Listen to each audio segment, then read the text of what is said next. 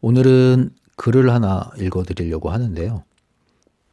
박지선 교수님과 인터뷰 내용이 있어서 이걸 소개하려고 합니다. 제가 굉장히 공감되는 내용이 많기 때문에 저의 얘기를 많이 하기보다는 여기 나와 있는 내용을 읽어드리는 걸로 소개를 해드리고 싶어요. 일반 언론에 소개된 게 아니라 학회에서 인터뷰한 내용이기 때문에 많이 알려지지 않았을 거라고 생각을 하기 때문에 한번 제가 읽어보겠습니다. 꽤 오래전에 작성된 내용인데요.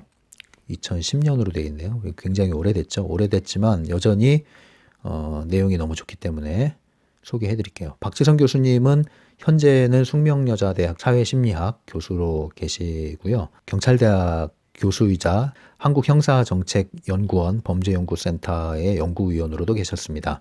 저도 범죄심리학 공부를 할 때 이 박지선 교수님의 강의를 몇 차례 접했는데 굉장히 재밌으세요. 굉장히 위트 있고 유쾌하고 굉장히 암울한 내용을 다루면서 그렇게 웃는 게 이렇게 웃으면서 강의를 들어도 되는가 싶을 정도로 굉장히 재밌고 유쾌하고 위트가 많이 있습니다. 그래서 박지선 그러면 개그맨을 먼저 보통 떠올리는데 그 개그맨 박지선에 못지않은 학계의 박지선 아주 재밌습니다. 네. 그럼 한번 읽어보겠습니다. 현장 인터뷰 내용인데요. 한국형사정책연구원 범죄연구센터 부연구위원으로 재직할 당시에 했던 인터뷰입니다. 그러니까 형사정책연구원의 업무와 관련한 이야기를 나누었던 것인데요. 단지 그 내용에 국한해서 보기보다는 범죄심리 이야기를 했다 이렇게 보시면 도움이 될 것 같아서 소개해드립니다. 첫 번째 질문은 현재 하고 있는 일의 내용에 대해서 소개해 주십시오. 그렇게 돼 있어요. 그랬더니 저는 형사정책연구원 범죄연구센터에서 부연구위원으로 근무하고 있습니다. 지금 맡고 있는 업무 중 두 가지는 형정원은 형사정책연구원의 줄임말이죠. 형정원에서 매년 단위로 진행되는 기본 과제로 하나는 아동실종 및 납치 예방 대책이고 두 번째는 연쇄 성범죄자 프로파일링입니다. 두 번째, 업무 현황과 관련한 소개를 하고 있는데요. 다 읽기는 그렇고요. 몇 가지 부분을 제가 발췌해서 소개를 해드릴게요. 범죄 심리학자로서 현재 하고 있는 업무 수행과 일반적으로 알려진 범죄 분석 요원 프로파일러가 하는 업무는 상당히 달라요. 범죄 분석 요원은 당연히 소속이 경찰이고 따라서 일반적으로 경찰분들이 수행하시는 업무와 함께 범죄 분석을 실시합니다. 범죄 분석 요원들은 직접 범죄 현장에 가서 그 사례를 다루는데 저의 역할은 그분들이 당면한 각각의 사례를 다루기 위해서 범죄 현장을 보고 범죄자의 배경을 파악할 수 있는 이론적 근거를 만드는 일입니다.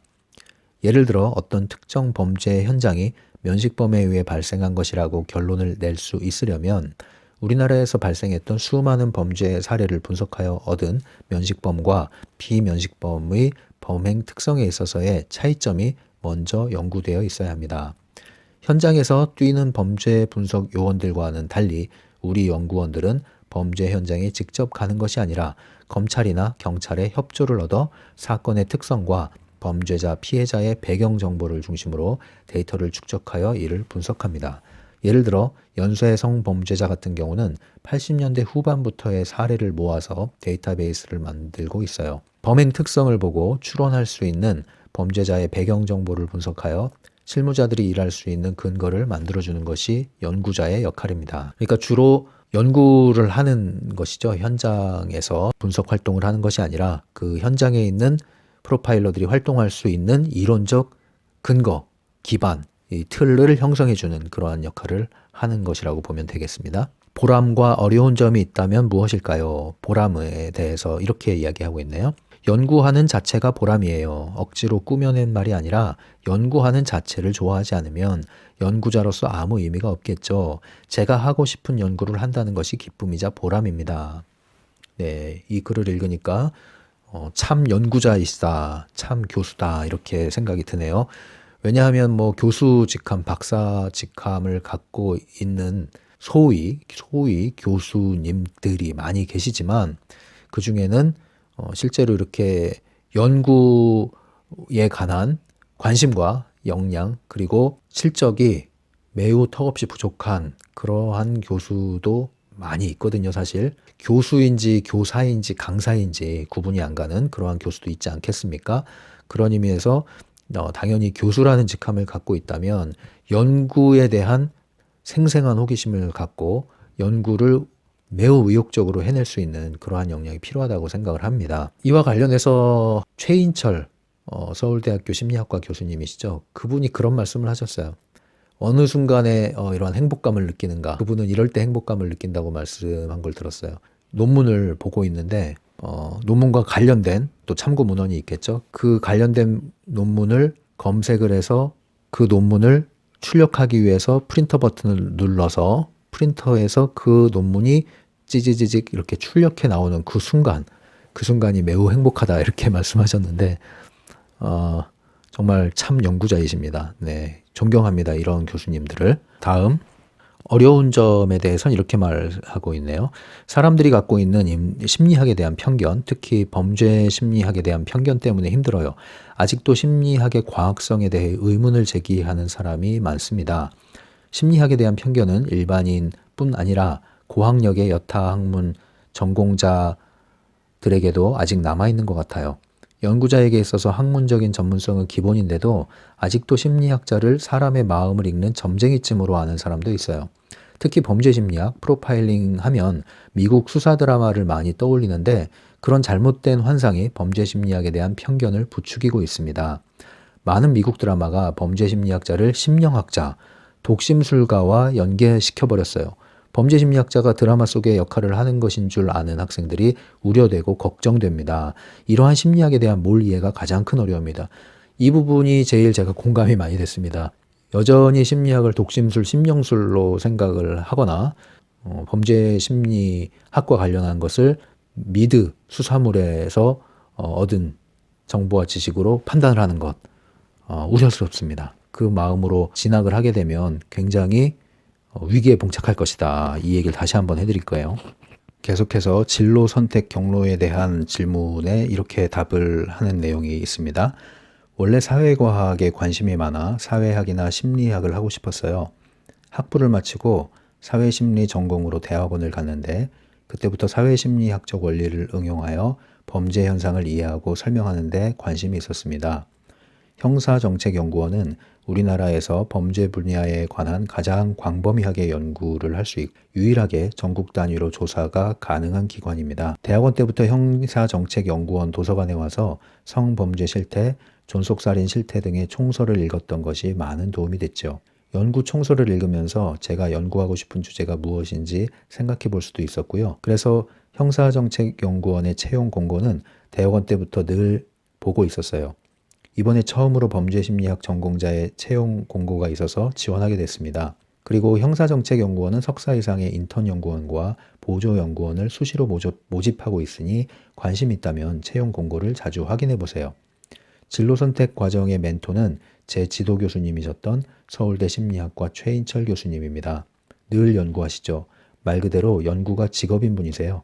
그리고 학생을 공동 연구자로 대해주시는 분이셔서 학생들에게 늘 연구에 참여할 기회를 주셨습니다. 네, 여기도 제가 좀 전에 말씀드린 대로 최인철 교수님에 대한 평이 그대로 나오죠. 늘 연구하시는 분이다.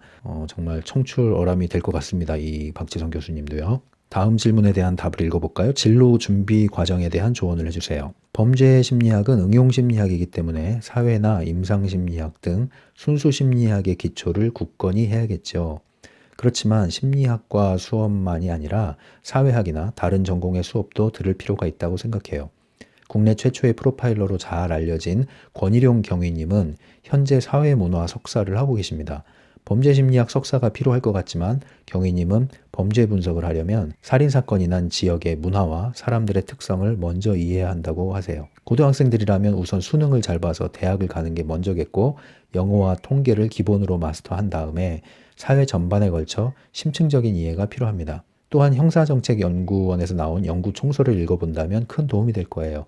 형사정책연구원 홈페이지에서는 연구 총서를 쉽게 다운받을 수도 있어요.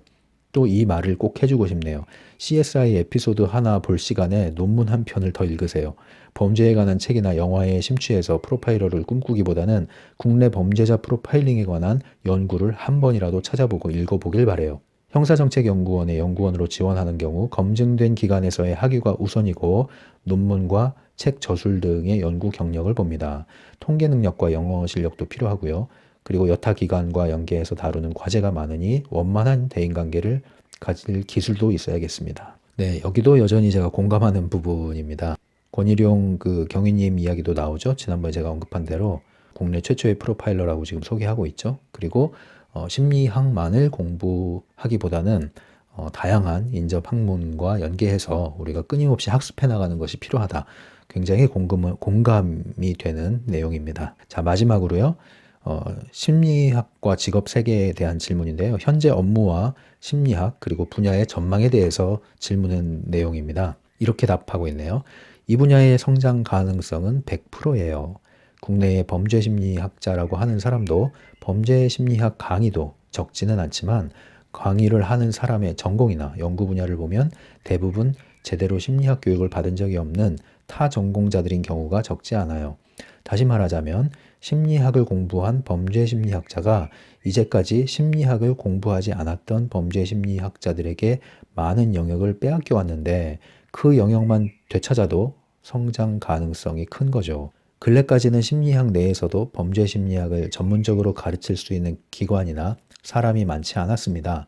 그렇지만 한림대 심리학과 조은경 교수님, 경기대 범죄심리대학원 이수정 교수님, 충북대 박광배 교수님 등을 필두로 하여 심리학 전공자로서 심리학의 기초를 갖고 있으면서 실무에 도움이 될 수 있는 연구를 진행하시는 분들이 계세요.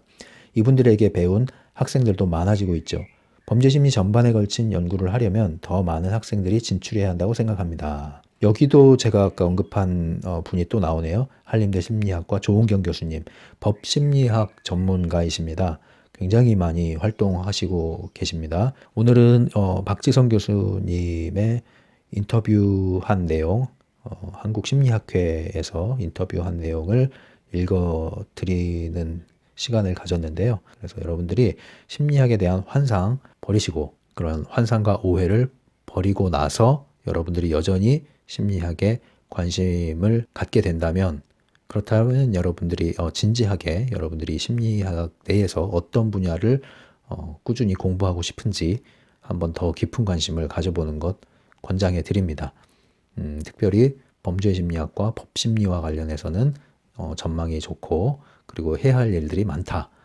하지만 단지 여러분들이 뭐 돈을 많이 벌려고 한다면 이 심리학 분야는 그렇게 돈을 많이 버는 직업은 아니에요. 그러니까 주로 연구자로서 그리고 응용심리학을 통해서 여러분들이 현장에서 기여를 하는 쪽으로 일을 하고 싶다면 매우 의미 있고 가치 있는 일을 함으로써 직무 만족도가 높을 수 있다. 그러나 단지 여러분들이 돈을 많이 버는 직업을 구하고 싶다. 아니면 그냥 안정적인 직업을 구하고 싶다 한다면 심리학은 여러분들에게 큰 도움은 안 될 겁니다. 예, 감사합니다. 심리맨이었어요.